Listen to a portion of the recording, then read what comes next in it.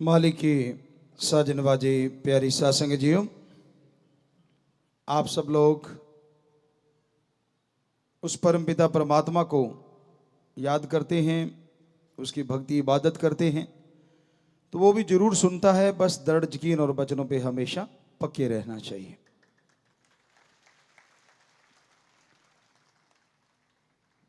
काफ़ी देर से चर्चा हम कर रहे हैं, बाल्यावस्था से लेके, बचपन से लेके गृहस्थ आश्रम तक की, और अब बात आती है संन्यास आश्रम, जो कि आजकल है ही नहीं। बल्कि संन्यास जब लेना चाहिए तब लोग जिम्मेदारी पद पे आ जाते हैं। 50 के बाद माना जाता था कि संन्यास आश्रम माना जाता है, लेकिन आजकल तो कहते हैं तजर्बा ही तब आता है। संन्यास आश्रम का मतलब होता क्या है, या यूं कहिए कि कौन सा वो समय होता है जिसे माना जाए कि संन्यास आश्रम के लिए ठीक है। क्योंकि समय समय की बात है, पहले 100 साल की उम्र आम मानी जाती थी, लेकिन आजकल कोई कोई पहुंच पाता है। तो जब आपके बच्चे आपके कारोबार को संभाल लें, आपके साजो सामान को संभाल लें, उसे उस समय को संन्यास आश्रम कहना हमारे ख्याल से ठीक है। उन्होंने आपका कारोबार, खेती बाड़ी, काम धंधा, बिजनेस, व्यापार, दुकानदारी, या वो नौकरी करने लगे हैं, तो ये सही उचित समय है जिसमें आप संन्यास आश्रम की तरफ चल पड़ें। इसमें होता है कि आप घर परिवार में रहते सुमरन करें, भक्ति करें, और अपने बच्चों के कंधों पे घर गृहस्थी का बोझ डाल दें कि बेटा अब तू जवान हो गया है, कारोबार को तू संभाल चुका है। वो कुंजी मुख्तियार जो कहते कि ये चाबी तेरी। पर यहां एक बात का ध्यान रखें, सब कुछ नहीं लुटाना, जमीन जायदाद अपने नाम भी रखनी है। बैंकों में पैसा अगर आपके नाम है तो सारा नहीं लुटा देना, अपने नाम भी रखना है। पर वैसे कुंजी मुख्तियार जो कहा जाता है हमारे संस्कृति में, वो अपने बच्चों को बना दीजिए कि भाई अब आप संभालो, मैं गाइड हूं, उम्र का तजुर्बा है मुझे। जब भी तुझे कहीं अटकता लगे, कोई कारोबार या कुछ समझ ना आए, तो उसके लिए मैं as a guide, as a your father या मदर, मैं आपको गाइड करूंगा या करूंगी। और बाकी समय सुमरन में लगाइए। चलो बच्चों को खिलाते हो, उसमें भी आनंद उठाओ, कोई बात नहीं। ये हमारी संस्कृति है कि हम जॉइंट फैमिलीज होती हैं, संयुक्त परिवार होते हैं। उसमें आमतौर पे एक कहावत बना रखी है कि मूल से ब्याज प्यारा, पोते नाती वो ज़्यादा प्यारे लगते हैं। लेकिन इतने ज़्यादा प्यारे नहीं लगने चाहिए कि जिससे प्यार करना चाहिए उसको भूल जाओ, और प्यार करना चाहिए उस सुप्रीम पावर ओम दाता सतगुरु मालिक को। ये आपकी बढ़िया उम्र है, बिल्कुल फ्री होके उसकी याद में समय लगाओ, सेवा करो। अगर आपका शरीर इजाजत देता है और आपने इस शरीर को अगर संभाल के रखा हुआ है तो कि बेटा हम तो चले सेवा के लिए, आप संभालो घर बार परिवार, और हम करेंगे सेवा मानवता की, दीन दुखियों की।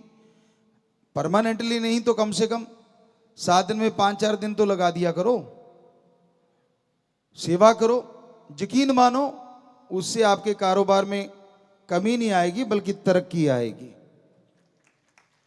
इनडायरेक्टली आप फैमिली के लिए ही कर रहे हो वो, कि परहित परमार्थ, प्रभु की सृष्टि की सेवा करना तन मन धन से, ये बड़ा ही बढ़िया समय होता है अगर आप कर पाओ।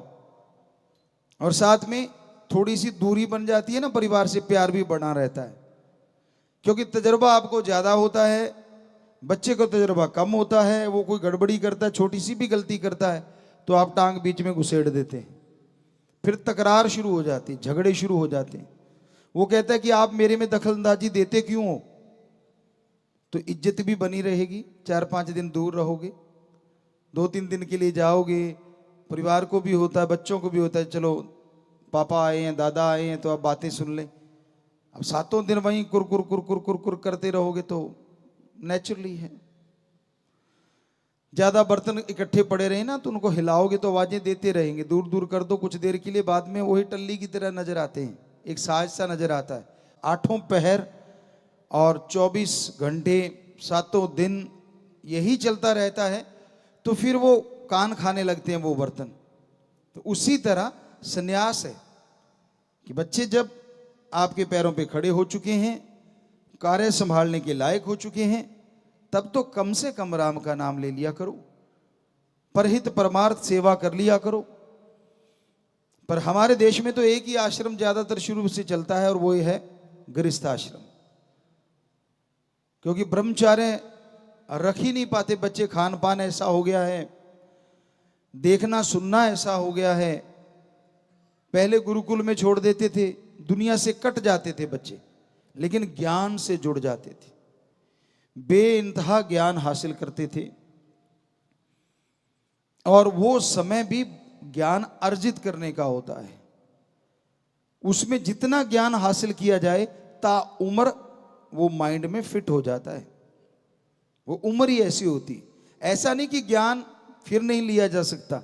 ज्ञान हासिल करने की वैसे तो कोई उम्र होती ही नहीं, सारी उम्र आप ज्ञान हासिल करते रहो, स्टूडेंट बने रहो, यकीन मानो आप बहुत तरक्की करोगे, अपने फील्ड में नहीं दूसरे फील्डों में भी।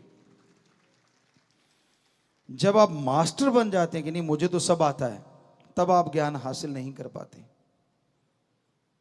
हमेशा कान खुले रखो, कहीं से भी ज्ञान मिल जाए अच्छे वाला।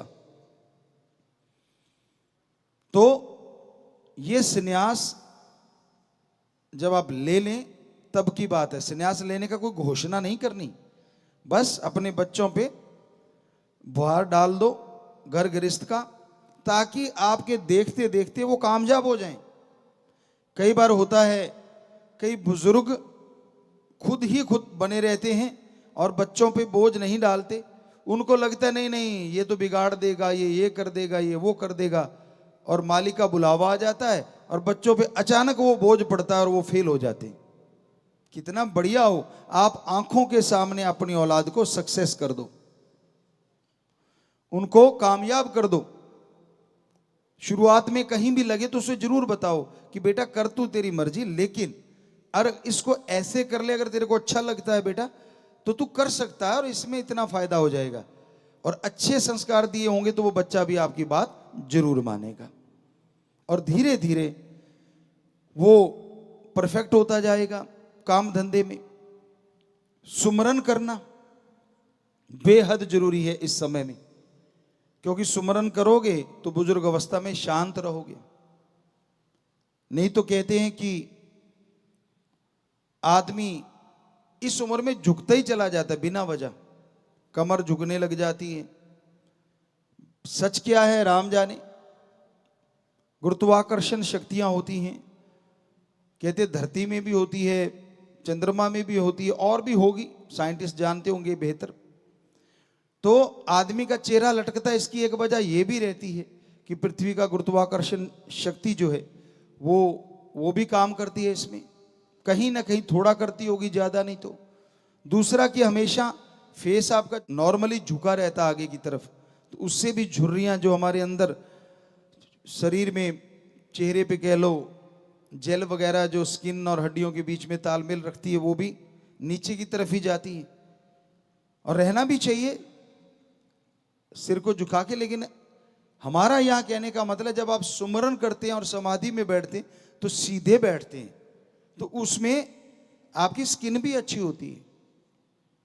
और हो सके तो कभी कभी गर्दन को पीछे की तरफ जब लेटते हो आप, कंधे के पास सिरहाना वगैरह रख के गर्दन थोड़ी पीछे की तरफ हो जाए 2-4-5 मिनट के लिए, तो अच्छा है। जब आप लेटे हुए हैं तो उससे सर्वाइकल भी दूर होता है और ये जो आपका लटकने वाला काम है वो भी थोड़ा रुक जाता है। और झुकने वाला काम, वो कमर कहीं देखा ना आपने, 50-60 साल में ही लकड़ी पकड़ लेते हैं। वो किसी ने, एक बच्चे ने कहावत डाली थी कि एक ऐसा जीव बताओ जिसकी पहले 4 टांगे होती है, फिर 2 होती है और लास्ट में 3 हो जाती है। तो वो आदमी होता है, पहले वो चारों पे चलता है, फिर 2 पे आ जाता है और लास्ट में 3 एक डंडा आ जाता है। तो वो आने ही ना पाए अगर पॉसिबल हो तो। और ये संभव है अगर आप एक्सरसाइज करते रहें, राम का नाम जपते रहें। कहीं आप सोचो संत पीर फकीर तो ऐसा करते हैं, उनकी कुछ और भी वजह होती है, वो ठीक नहीं बताना। सो कहने का मतलब सन्यास में जब आप आ जाते हैं, जब बच्चे पैरों पे खड़े हो जाते हैं, वो उम्र है आपकी, तो उसमें भक्ति किया करो, अच्छे कर्म किया करो, समाज के भले की सोचा करो, समाज के भलाई के लिए कदम उठाया करो। जिस भी धर्म में आप रहते रहिए, कोई फर्क नहीं पड़ता, लेकिन तब तो कम से कम मानना शुरू कर दो। धर्म में रहना एक अलग बात है, धर्म को मानना एक अलग बात है। जो धर्म को मानता वो चुगली निंदा नहीं कर सकता। धर्म को मानने वाला कभी किसी का बुरा सोच ही नहीं सकता। धर्म को मानने वाला नशे कर ही नहीं सकता। धर्म को मानने वाला किसी जीव को मार के खा ही नहीं सकता। धर्म को मानने वाला दुआएं करते हैं, बद्दुआ देता नहीं। धर्म को मानने वाला परम पिता परमात्मा ओम हरि राम का आशिक हो जाता है, वो दूसरों का आशिक नहीं बनता। इसका मतलब ये नहीं है कि वो दुनिया से कट जाता है। इसके लिए तो एक और टाइम रखा हुआ था, वहां तक कोई पहुंच ही नहीं पाता कि वो 75 साल की उम्र होती, उसमें वानप्रस्थ कि आप जंगलात में चले जाएं और तब प्योरली 100% ओम हरि राम के लिए ही समय देना, अल्लाह मालिक को, परमात्मा को याद करना है। पर भाग्यशाली हैं वो माँ बाप जिनके बच्चे सच्चे आज के टाइम में ब्रह्मचर्य का निर्वाह कर रहे हैं। उनका कोई मुकाबला नहीं दुनिया में। सच्चे का इसलिए जोर दे रहे हैं हम, दिखाना वही बात और चीज होती है, निभाना और चीज होती है। जो निभाए, ब्रह्मचर्य पे पक्का रह के ओम हरि अल्लाह राम की भक्ति इबादत करे, उसकी जिंदगी में जो सुकून, चैन और मालिक के नजारे होते हैं वो कहीं मिल ही नहीं सकते। क्योंकि उसका ध्यान का और तरफ जाना तो मतलब ही नहीं बनता।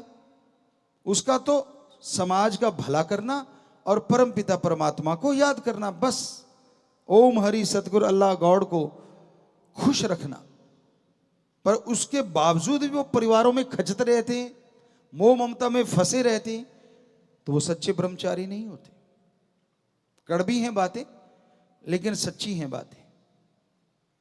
ऐसे ही महान नहीं कहा जाता कि बचपन से ही जो ब्रह्मचार्य में पड़ जाते हैं। ये जो इंसान के अंदर वीर्य है, इसका कंट्रोल करना अपने आप में एक बहुत बड़ी शक्ति है। ये शरीर को शक्ति देता है, शरीर के लिए एक ढाल का काम करता है।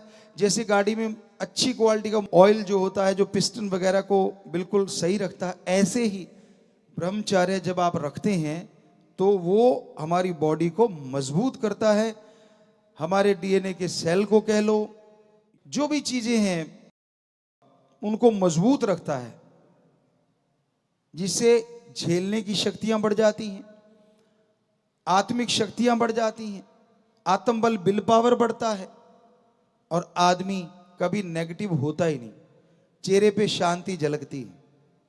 कैसी भी परिस्थितियां क्यों ना आ जाएं, चेहरे का नूर गायब नहीं कर सकती जो ब्रह्मचर्य का सच्चा पुजारी होता है, जो परमपिता परमात्मा से सच्ची लौ लगाए रखता है। वरना तो मर गए जी गए, मर गए जी गए, चलता ही रहता है जिंदगी में। परेशानियां आ गई तो मर गए, और थोड़ी सी दूर हो गई तो जी गए। यही तो चलता रहता है जिंदगी में आम इंसान के। कहते हैं ना, चिंता एक ऐसी चिता होती है जो जीते लोगों को जलाया करती है। चिता तो एक बार जला के काम तमाम कर देती है, लेकिन चिंता सबसे खतरनाक चिता है जो पता नहीं जिंदगी के कितने मरहलों में, कितने पलों में आदमी को मारती है और फिर जिंदा करती है। इसलिए चिंता नहीं पैदा करने देना, ये तभी संभव है अगर आप अपनी जिंदगी का तालमेल बिठाएं। काम धंधा करते रहो, हाथों पैरों से कर्म योगी और जीवा ख्यालों से ज्ञान जोगी। काम धंधा भी करते रहिए। हम ये नहीं कहते कि ब्रह्मचारी ही बन जाएं, नहीं, घर गृहस्थ में रहिए, परिवार में रहिए। बेपरवाही ने 1-2 बार वचन भी फरमाए कि दो पंख हो जाते हैं, गिरना थोड़ा मुश्किल होता है घर गृहस्थ वाले को, अगर वो भक्ति करता है। ब्रह्मचर्य के लिए तो फिर पंख जुड़ जाते हैं दुनिया की तरफ से, एक ही पंख रह जाता है, समाज सेवा और परमपिता परमात्मा की खुशी हासिल करना, खान पान पे कंट्रोल करना, ऐसी चीजें ही खाना जो तामसिक भोजन ना हो, सात्विक भोजन हो। ज्यादा मिर्च मसाले अवॉइड करो, मसाले तो होने ही नहीं चाहिए, बल्कि नेचुरल खाना होना चाहिए, जितना भी बढ़िया आप कर सकें। बहुत सारी चीजें ब्रह्मी हैं, ज्यादा आप उपयोग करें जो ब्रह्मचर्य का पालन करना चाहते हैं, जो कि अनमोल तोहफा है कुदरत का। वो आप ज्यादा लेते रहेंगे तो नेचुरली आप शांत रहेंगे और परमपिता परमात्मा की तरफ ही ध्यान रहेगा। इस तरह बहुत सारी चीजें हैं जिनको लेने से, सोयाबीन है, ये भी बहुत अच्छी मानी जाती है, इसके लिए ज्यादा, हद से ज्यादा नहीं, लेकिन ब्रह्मचर्य के लिए अच्छी मानी जाती है। तो ऐसे बहुत से भोजन और भी हैं, अगर अमल किया जाए, उन पे चला जाए और तामसिक जो भोजन है उससे बचा जाए। हाँ, घर गृहस्थ में रहते हैं आप, जैसा मर्जी भोजन कीजिए, वो एक अलग बात है। वही बेपरवाही की बात कि दो पंख हो जाते हैं, गिरना थोड़ा मुश्किल होता है, लेकिन फिर भी अगर गिर रहे हैं तो इसका मतलब आप हद से ज्यादा किसी चीज में मोहित हो गए हैं, काम वासना क्रोध लोभ मोह अहंकार मन माया की गिरफ्त में काबू हो गए। भक्ति कभी भी दिखावे की नहीं करनी चाहिए कि मैं दिखाऊं ताकि मुझे लोग देखें मैं ये कर रहा हूं। ऐसे करने वाला भक्त हो ही नहीं सकता। भक्त वो होता है शांत चित्त रहता है, सुमरन करता है, भक्ति करता है, समाज में विचरता है तो अच्छी बात करता है, हंसता है तो अच्छी बात करता है, खुश रहता है तो अच्छी बातों का एहसास करके खुश रहता है, ना कि समाज में जाके गंदगी फैलाता है। तो इसलिए संन्यास आश्रम अपने आप में एक बहुत बड़ा ब्रह्मचर्य टाइप ही हो जाता है। नहीं, ऐसा नहीं कि गृहस्थ जिंदगी त्याग दी, वो तो आप वानप्रस्थ में जब जाते थे तब त्यागा जाता था, लेकिन उस समय से पहले पहले आप गृहस्थ जिंदगी में तो हैं, लेकिन पूरी गृहस्थी का बोझ नहीं उठाते आप, और परिवार अपने बच्चों को अपनी आंखों के सामने कामयाब होता देखते हैं। और बच्चों को चाहिए कि अगर आपके बुजुर्गवार, आपके माँ बाप ने, दादा दादी ने संन्यास ले लिया है, आपके ऊपर बोझ डाल दिया है, तो आप उनका सत्कार करना ना भूलिए। आप भागों वाले हैं जिनके माँ बाप ने ऐसा किया है कि वो आपकी अपनी आंखों के सामने आपको कामयाब होते देखना चाहते हैं। तो ऐसे माँ बाप का, वैसे तो कोई भी माँ बाप कैसा भी क्यों ना हो, सत्कार तो करना ही चाहिए, बुरा नहीं बोलना चाहिए। ये सच है। आज कलयुग में पिता का तो कहना क्या, माता भी कुमाता होती जा रही हैं। बुरा ना मानना, हमने ऐसा देखा है। अपने बच्चों को मार के कहीं भाग जाना, ये आम सी बातें हो रही हैं। हफ्ता 15 दिन में कोई ना कोई ऐसी खबर आती रहती है। यहां तक भी कई बच्चियों ने तो परिवारों को खत्म किया। बड़ा दर्द होता है जब ये चर्चा सुनते हैं। तो ऐसा पहले नहीं होता था। माता को माता नहीं, पूत कपूत हो सकता था। वो तो खैर आजकल आम बात है, पूत कपूत वाली तो। लेकिन हमारे जो राम नाम से जुड़े बच्चे हैं, जो धर्म को पक्के तौर पे मानते हैं, वो कपूत नहीं हो सकते। कई लोग सोचते हैं नहीं हमने देखा है। आपने देखा नहीं होगा ढंग से। आपके देखने का नजरिया, देखना दो तरह से होता है। पुराने समय में कहते थे या तो रास्ते चलते या व्यवहार पढ़ने से पता चलता है आदमी कैसा है। बाहर से देख के आप कैसे किसी को बता सकते हो वो कैसा है? वो बोलता नहीं, शांत रहता है, सजदे करता रहता है, तो क्या आपने मान लिया कि वो भक्त है? आपको क्या पता उसके अंदर क्या तूफान है। और दूसरी बात, पुरानी कहावतें ऐसी नहीं बनी कि ना तो बुरा जन्मे और ना बुरा आए। ये भी कारण होता है। बुरा नहीं जन्मा तो बुरा अगर आ गया तो वो भी फट्टी पोंछ देता है, पता ही नहीं चलने देता कब आपके चारों खाने चित कर दे। संस्कारों को आप भूल जाते हैं और जो बुरा आया है उसकी सुन के सब बुला देते हैं जिंदगी देने वाले माँ बाप को। माँ का ऋण तो कैसे कोई उतारेगा। इसका मतलब ये नहीं है कि माँ गलत रास्ते पे चल गई उसके गुणगान गाते रहो, लेकिन अब गुण भी ना गाओ। अच्छा यही है, क्योंकि आजकल जैसे आपको बताया, ये हमने बिल्कुल प्रत्यक्ष में देखा है कि माता भी ऐसी होती हैं जो गलत राह पे चल पड़ती। जब बच्चा उन चीजों को देखता है तो वो तिल मिला के रह जाता है, क्योंकि वो आपकी जन्मदाता है। आप अवॉइड कर दें, उसके रास्ते में ना आए, तो आपको ना तो गुस्सा आएगा। कोशिश कर लें अगर वो समझ सकती है आपसे समझाने की, और जब लगे कि ये समझने से और समझाने से ऊपर की बात है तो फिर रास्ते में ना आए, किनारा कर लें, वो ज्यादा अच्छा है।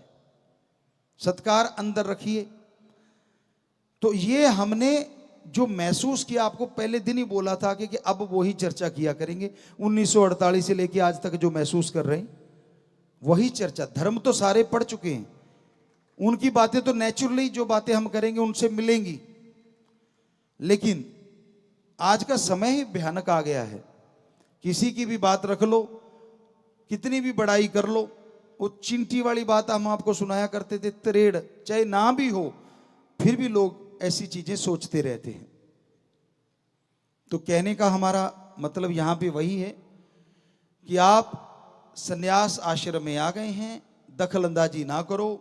हमारी आंखों सामने देखा है, जिसको लाखों करोड़ों लोग सजदे करते थे, संन्यास आश्रम में ना जाने की बजाय, गृहस्थ आश्रम में उलझने की बजाय, बच्चों के मोह ममता में पड़ने की बजाय ऐसे ऐसे पाप कर्म कर बैठे कि लोग उनको निगाह मिलाना भी पसंद नहीं करते। कर्मों से सब कुछ है, शरीर से कुछ नहीं होता। इसी शरीर से आप बुरे कर्म करने लग जाओगे तो कुछ और बन जाओगे, और इसी शरीर से अगर अच्छे कर्म करने लग जाओगे तो पूरा समाज आपको इज्जत की निगाह से देखेगा, आपका सत्कार करने लग जाएगा। इसलिए संन्यास आश्रम में अच्छे कर्म करने चाहिए। दखलंदाजी जितनी ज्यादा फैमिली में रखोगे उतने ही फैमिली के बन के रह जाओगे। हालांकि ये सही नहीं है, लेकिन उतना सही नहीं है जितना होना चाहिए। फिर भी हमने एक बार शायद किसी एरिया में ये देखा था, दार्जिलिंग साइड में शायद, यहां तक हमें ध्यान में आता है, वहां बुजुर्ग फॉरेनर काफी आए हुए थे। तो हम वहीं रह रहे थे उस साइड में, क्योंकि रहने की कोई जगह नहीं, तो नेचुरली ये सराय होटल ही हैं आजकल, उसमें ही रहना पड़ता है। तो उसी में रह रहे थे और वो ऊपर आए हुए थे, तो उनको पता चल गया कि राम रहीम आए हुए हैं, राम जी जाने। तो उनसे थोड़ी चर्चा हुई, थोड़ी बातें हुई, हमने आदमी भेजा, तो पता चला कि वो वर्ल्ड टूर पे निकले हुए हैं। तो पूछा कैसे और क्यों। कहते जी हमने अपना जो कमाई करी थी 50% अपने लिए रखा, 50% बच्चों को दे दिया, वो पढ़ लिख गए, अब वो जाने उनका काम जाने, और हम चले दुनिया देखने। बेपरवाह जी ने भी शायद एक भजन में लिखा है, मना चल मेला चल देखिए, शायद ऐसा एक भजन काफी पहले, क्योंकि आजकल बच्चों ने कभी गाया नहीं, तो ऐसा एक भजन है कि मतलब, तो वो मेला देखने जा रहे थे, तो इसका मतलब वो फारग हो गए थे इन चीजों से, तो मोह ममता से। तो कहते जी हम तो पूरा चक्कर लगा के आएंगे और खुशी मनाते हैं, अपना एंजॉय करते हैं, और अपने वाले एक घर में बैठे वहीं पे झुक गए और वहीं खत्म सारा दिन। जैसे आपको बताया था कि बुजुर्ग माता से पूछा क्या ठीक ठाक हो आप, कहती ठीक है, पर पिताजी, हमने कहा क्या चाहिए, क्योंकि हमने कहा बेटा तो आपके होगा ही, पोता चाहिए, कहती वो भी है, पोते के बेटा, कहती वो भी है, तो हमने फिर क्या भगवान चाहिए, कहते नहीं पोते के बेटा चाहिए। अब कर लो बात, कहां की चिंता करी बैठी है, पता नहीं कब मालिक की आवाज आ जाए। ज्यादातर हमारा कल्चर इस तरह का फंसा हुआ है। तो नहीं घूमना मत घूमो, पर संन्यास तो ले ही सकते हो। यकीन मानिए बड़ा मजा आएगा, बड़ी खुशियां आएंगी, फारिग हो जाओगे जीते जी। और फारिग होके जब आप गाइड करोगे, माइंड भी ज्यादा काम करेगा। और फिर अगर सेवा करते हो समाज की, परहित परमार्थ करते हो, तो और आइडियाज आएंगे जो आपकी फैमिली, आपकी कुलों का भी उद्धार करते रहेंगे। फ्रेश माइंड में ज्यादा आइडियाज आते हैं, टेंशन वाले में बहुत कम आते हैं। तो इसलिए भी संन्यास आश्रम रखा गया था। तो जरूरी है कि इसमें रहते हुए आप मालिक को याद करें। बहुत सारे बैठे हैं हमारे सत्संगी जो संन्यास आश्रम में आ चुके हैं, यकीन मानो खुशियां मिलेंगी। उनको गाइड करते रहो, हम नहीं रोकते, उनको रास्ता दिखाते रहो, पर सुकून मिलेगा, एक चैन मिलेगा, एक नजारा आएगा आपको। और किच किच किच किच वो जो होती है ना घर में, उससे भी मुक्ति मिलेगी। और फिर आपके लिए दुआएं ये नहीं होंगी कि बूढ़ा चला जाए, दुआएं ये होंगी हमारे माता पिता हमारे सिर पे छाया की तरह रहें। हमारे अकॉर्डिंग हम हमेशा एक चीज कही नहीं कभी, पर कहना चाहते होते कि पहले जरूरी होता है कि स्वस्थ काया, और दूसरी अगर संन्यास ले लें तो मां बाप की छाया। सबसे जरूरी होता है सच्चे सतगुरु के द्वारा दिए गए गुरु मंत्र का सरमाया, कि वो जो गुरु मंत्र दिया कितना आपने कमाया, कितनी भक्ति करी, कितनी सेवा करी, सबसे पहले नंबर पे तो वही आता है। फिर स्वस्थ काया होगी तो ही है। स्वस्थ काया नहीं तो जवान को भी कोने में लगा देते हैं, और स्वस्थ काया तो बुजुर्गों का भी सत्कार होता है। कल ही आपको भजन सुना के हटे कि ये जिस्म तेरा ऐसा घर है जिसमें सारी उम्र रूह ने रहना, कि सारी उम्र रहना है भाई इसमें, इसको वो मर्जी आपकी है। वैसे बड़ा स्ट्रेचेबल बनाया भगवान ने, खाओगे बढ़ता जाता है। साथ साथ एयर बैग देखे हमने नौजवानों के, बुरा ना मानना, 7 जगहों से मतलब मोटापा झलक रहा था। और ऐसे नौजवान भी देखिए कि जो बिल्कुल फिट, बेटियां बेटे, बड़ा अच्छा लगता है उनको देख के, और खुशी मिलती है कि ये आगे भी जाके अच्छा करेंगे। और जो मोटापा है ये बीमारियों का घर है, जड़ है, इसलिए इससे बचो। आप तंदुरुस्त रहो, सही सलामत रहो, यही मालिक से दुआ है। और आप अमल किया करो वचनों पे, भगवान आपको सद्बुद्धि बख्शे, ये भी मालिक से, सतगुरु मौला से दुआ आशीर्वाद आपको कहते हैं, ताकि आप अमल कर पाएं, जिंदगी में बहारें ला सकें, अपने भी परिवार के भी, और मालिक आपको तरक्की दे। बहुत बहुत आशीर्वाद।